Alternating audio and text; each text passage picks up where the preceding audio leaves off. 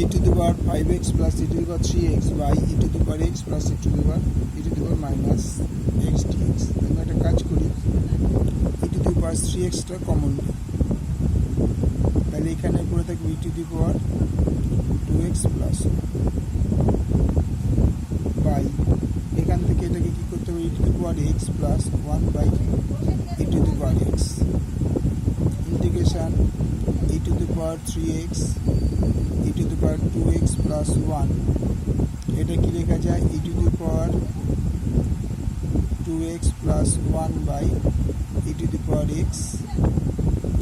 dx integration e to the power 3x e to the power 2x plus 1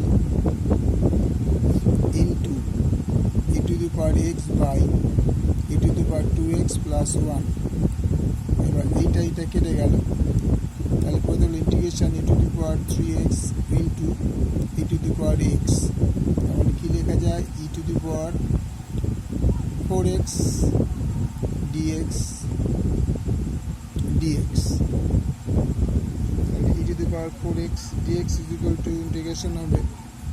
e to the power 4x by 4 plus c